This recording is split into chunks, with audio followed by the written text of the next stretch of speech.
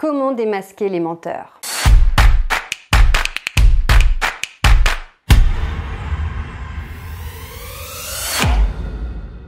Dans cette vidéo, je vais vous expliquer comment savoir si une personne est en train de vous mentir. Avant d'aller plus loin, je vous invite à vous abonner à la chaîne et surtout à cliquer sur la petite cloche de notification pour être au courant de toutes les nouveautés.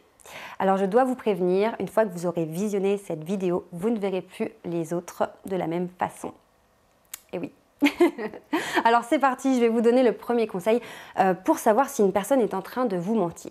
Alors ce qui se passe, ce qu'il faut savoir, c'est que le langage non verbal, c'est-à-dire toute la gestuelle de votre corps, va illustrer ce qui se passe dans votre tête.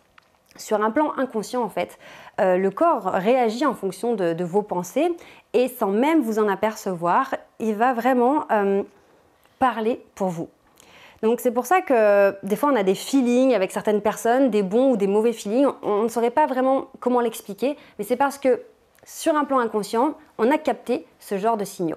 Alors quand une personne est en train de nous mentir, ce qui se passe, c'est qu'il peut y avoir plusieurs possibilités. La première possibilité, c'est que la personne n'a pas l'habitude de mentir. Le mensonge, c'est quelque chose qui la stresse, qui l'angoisse. Et vous allez voir chez cette personne que tout va partir en vrille. En fait, la personne va commencer à s'agiter, à faire des gestes parasites, à faire des gestes tranquillisants, c'est-à-dire que des gestes, par exemple, se frotter la nuque, se gratter. Elle va commencer à gesticuler parce que le stress du mensonge va arriver dans le corps sous forme de tension musculaire, et le corps va chercher un moyen absolument pour réduire cette tension. D'où les micro-massages, les frottements. Voilà, la personne qui vous ment et qui n'est pas à l'aise avec le mensonge, ça va ressortir de tous les côtés. Donc soit par ces gestes parasites, soit aussi par un corps qui se met à bouger, le centre de gravité qui se décale. Enfin, vous allez voir que tout devient bancal et c'est vraiment comme si tous les signaux du corps étaient en alarme absolue. Et si vous prenez du recul, si vous arrêtez d'être dans l'émotionnel de la conversation et que vous observez cette personne, vous sentez qu'au moment d'aborder ce sujet qui fâche a priori, la personne n'est plus la même et que ça part un peu dans tous les sens. On peut avoir le visage qui rougit, les paupières qui vont cligner plus vite. Enfin, en fait, comme la personne est en train de mentir, elle doit trouver des idées rapidement, elle est en panique totale et ça va se voir. Donc vraiment, l'idée dans ce premier cas de figure, c'est de se dire « Oula, j'ai l'impression qu'il se passe un truc. La personne transpire, elle bouge, elle gesticule, elle est speed, elle respire plus vite. » Donc là, c'est qu'il y a peut-être quelque chose derrière.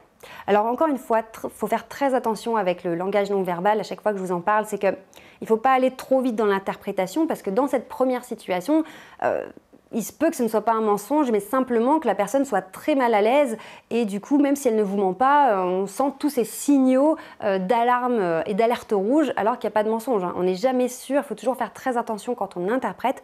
Mais malgré tout, si vous avez un doute sur la sincérité de la personne et que ça part dans tous les sens, ça commence à mettre, on commence à se poser de véritables questions. On a un deuxième cas de figure dans le mensonge chez d'autres personnes qui est l'hyper-contrôle. C'est-à-dire qu'il y a certaines personnes qui peut-être sont plus à l'aise avec le fait de mentir ou de s'arranger avec la vérité, qui elles, à l'inverse, de partir dans tous les sens, elles vont être dans l'hyper-contrôle parce qu'elles ont conscience que vous risquez de les démasquer, donc elles vont essayer de contrôler tout leur non-verbal, tout leur gestuel, et c'est tellement de l'hyper-contrôle que ça va vous mettre la puce à l'oreille et ça va vous paraître bizarre en fait comme comportement. Alors ça se voit comment? Eh bien, la personne va vous regarder et va vous fixer dans les yeux. Elle va vous assurer qu'elle vous dit la vérité et ses paupières vont arrêter de cligner parce qu'elle est extrêmement concentrée sur le fait qu'elle ne doit pas se faire démasquer. Ses mains vont arrêter de bouger naturellement. On ne va plus avoir de gestes d'illustration parce que la personne est dans l'hyper-contrôle. Et donc, à ce moment-là, ce qui peut vous faire dire que la personne est peut-être en train de vous mentir, c'est que la personne, en fait, elle a un aplomb, mais un tel aplomb que ça devient bizarre, en fait. Elle n'a pas un aplomb naturel. Là, ça devient vraiment un aplomb, tout est figé, vraiment... et là, on se dit, tiens, il y a un truc bizarre quand même. Donc vous voyez, pour démasquer un menteur, finalement, c'est que ça devient bizarre. Soit ça part dans tous les sens, ça bouge trop, soit au contraire, c'est totalement figé, ça ne bouge plus du tout. Dès qu'on sort du cadre naturel du non-verbal et surtout du feeling et de l'énergie naturelle, on sent qu'il y a un truc bizarre qui se passe, là, on peut se douter qu'il y a peut-être un loup derrière. Mais encore une fois, on fait toujours très attention avec la façon d'interpréter. La dernière chose que je voulais vous dire, c'est que pour savoir si une personne vous ment, c'est aussi important d'écouter son propre instinct, c'est-à-dire quand on sent, il y a une phrase que j'aime beaucoup qui est « quand il y a un doute, il n'y a pas de doute ». C'est-à-dire que si vous commencez à vous poser des questions et à vous sentir mal avec une personne, à entrer dans des états émotionnels désagréables, stressants, vous êtes mal à l'aise, c'est forcément qu'il se passe un truc avec cette personne. Alors après, il ne faut pas tomber dans la paranoïa, hein. Toutes les personnes ne vous veulent pas du mal, toutes les personnes ne vont pas vous mentir, mais voilà, c'est important de mettre ensemble les différents facteurs, votre propre ressenti, par rapport à quand vous vous sentez bien, par rapport à votre quotidien, si vraiment il y a un truc bizarre, donc votre ressenti interne et aussi les observations que vous allez faire sur la personne. Mais attention, les observations que vous allez faire à partir des habitudes que vous avez avec cette personne et aussi par rapport à sa façon de communiquer habituellement. Hein, c'est vraiment, dès que ça sort du cadre habituel, dès qu'il y a un truc bizarre, on peut commencer à se poser des questions.